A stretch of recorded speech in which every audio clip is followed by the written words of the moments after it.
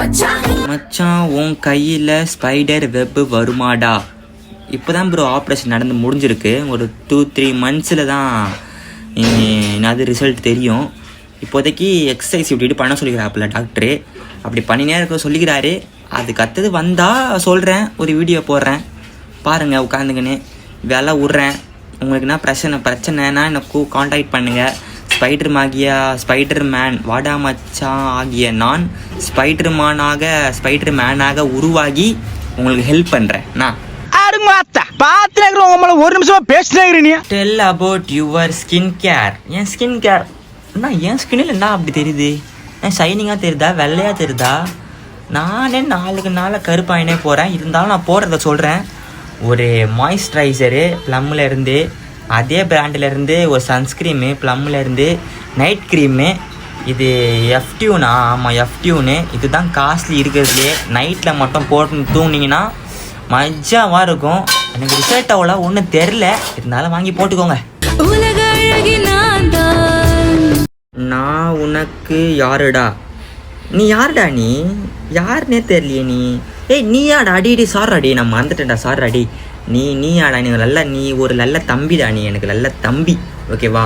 Love யூடா தம்பி, முத்தா. நான் இவ்வளோ தான் சொல்ல முடியும். அடி நேரில் வந்தோன்னு சொல்லிக்கிறேன்டா. என்ன நேரில் மட்டும் இந்த கேள்வி கேட்டிருந்து வை, நாக்கு புடுற மாதிரி கேள்வி கேட்டிருப்பேன். நீ ஏன் சரி சாரி நான் போயிருப்பேன். எவ்வளவு பார்த்திருப்பேன். தெரிஞ்ச பையங்கிறாலதான் பொறுமையா பேசிட்டு இருக்கேன். பாடி கவுண்ட் சொல்லு ப்ரோ. பாடி கவுண்ட்லாம் எனக்கு இன்னும் ஒன்றும் இல்லை ப்ரோ. 0 தான் ப்ரோ.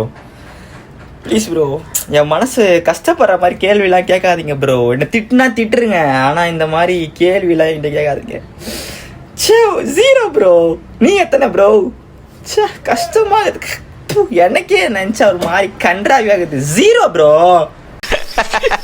சிரிக்காதான் சொன்னா எனக்கு அசிங்கமா இருக்கு.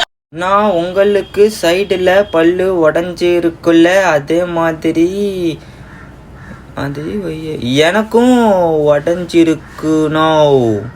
Super bro. செம்ட் கிரீச் ப்ரோ. நான் சாக்லேட் வாங்கி கொடு. செம்ட் கிரீச் ஆச்சல்ல, வா பல்லு வந்து இடிச்சுப்போம். வா ஓகேவா ப்ரோ? எப்படி ப்ரோ அதே மாதிரி வந்துக்குதா? தெரியலையே.